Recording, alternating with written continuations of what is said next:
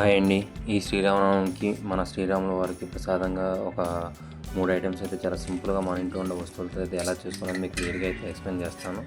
So ఫస్ట్గా మనం ఏంటంటే కొంచెం పెసరపప్పు తీసుకొని దాన్ని ఇలాగా కొంచెం వాటర్ పోసుకొని నానబెట్టుకోవాలన్నమాట. ఎందుకంటే ఇవి వెంటనే ప్రిపేర్ చేసుకుంటే అవ్వాలి కాబట్టి దీన్ని కొంచెం వాటర్లో నానబెట్టుకొని దీన్ని ఇలా పెట్టుకోవాలన్నమాట. సో మనకి సరిపడగా ఒక బౌల్లో తీసుకుని సపరేట్గా పెట్టేసుకుందాం. సో పానకం తయారు చేసుకోవడానికి కావాల్సిన మనకు మెయిన్ ఏంటంటే బెల్లం కావాలి. బెల్లంతో పాటు ఇంకా మిరియాల పొడి, పెప్పర్ ఇవి కూడా కావాలి. సో బెల్లం కూడా తీసుకున్నాం. బెల్లం సన్నగా తురుముకుని ఒక బౌల్లో కొంచెం వాటర్ మనకి ఎంతైతే పానకం కావాలనుకుంటున్నామో దానికి సరిపడా వాటర్ అయితే తీసుకున్నాం. సో దానికి మనకు కావాల్సిన ఆల్రెడీ ఐటమ్స్ అయితే ఉన్నాయి కదా, బెల్లం పొడి, మిరియాల పొడి, పెప్పరు, కొంచెం షుగరు, పంచదార, ఇది మిరియాల పొడి, యాలకుల పొడి, మిరియాల పొడి. సో వీటన్నిటిని తీసుకుని మనకి ఎంత టేస్ట్ కావాలో దానికి సరిపడగా కొంచెం వాటర్లో ఫస్ట్ వాటర్ తీసుకున్నాం కదా, వాటర్లో ఇలా బెల్లం కలిపేసుకుందాం. ఎందుకంటే బెల్లం ఈజీగా కరిగిపోవాలన్నమాట. అందుకని చెప్పేసి మనం ఆల్రెడీ మెత్తగా దంచుకొని ఉంచుకున్న పొడిని అయితే తీసుకోవాలి. గడ్డలు అయితే చాలా టైం పడుతుంది అది కరగడానికి.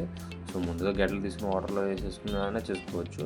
సో ఇలా తీసుకుని దీనిలోకి మనం యాలకుల పొడి కూడా యాడ్ చేసుకున్నాం. ఫస్ట్ బెల్లం వేసుకున్న తర్వాత యాలకుల పొడి, తర్వాత పెప్పర్ వేసుకుంటాం.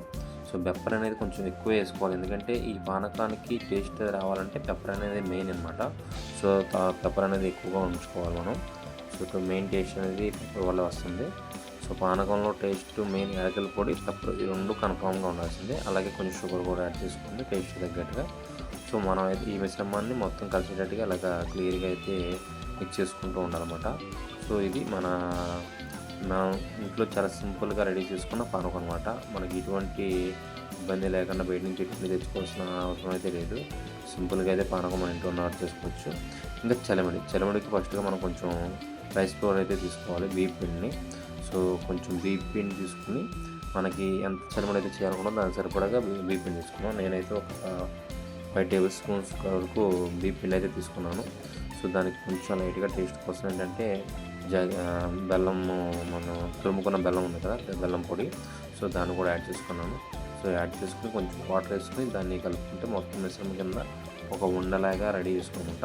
సో ఇది చలిమిడి కింద అవుతుంది. సో ఇది చలిమిడి. సో దీన్ని మొత్తం మిక్సింగ్ అయ్యి మొత్తం కలిగి నీట్గా చూసుకోవాలి.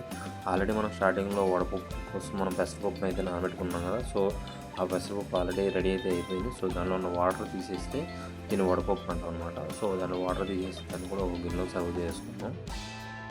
సో ఇదైతే నేను రెడీ చేసుకున్న వడపప్పు.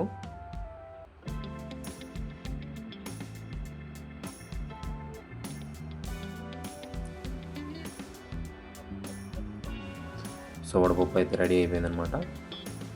మనం రెడీ చేసుకున్న 3 ప్రసాదాలు అయితే ఏవైతే ఉన్నాయో, ఒకటి పానకం, వడపప్పు, చలిమిడి. ఈ 3 చాలా సింపుల్గా మన ఇంట్లో ఉన్న వస్తువులతో ఎటువంటి టెన్షన్, ఎటువంటి కంగారు లేకుండా చాలా సింపుల్గా, చాలా తక్కువ టైంలో చాలా ఈజీగా అయితే చేసుకోవచ్చు. సో ఇది ఫ్రెండ్స్, మనం ఈ శ్రీరాముల వారికి చాలా సింపుల్గా తయారు చేసుకునే 3 ప్రసాదాలు అయితే అయిపోయినాయి. సో ఈ వీడియో మీ అందరికీ నచ్చింది అనుకుంటున్నాను. సో మీ అందరికీ కనుక తప్పకుండా నచ్చితే కనుక మా ఛానల్ని సబ్స్క్రైబ్ చేసి మాకు సపోర్ట్ ఇవ్వాలని కోరుకుంటున్నాను. సో మీ సపోర్ట్ మా ఛానల్కి చాలా ఉపయోగపడుతుంది. అలాగే కొత్తగా ఎవరైనా చూస్తున్నారంటే తప్పకుండా మా ఛానల్ని సబ్స్క్రైబ్ చేయండి. ఓకే ఫ్రెండ్స్, ఇంకో మంచి వీడియోతో మళ్ళీ మీ ముందుకు వస్తాను. Bye bye friends.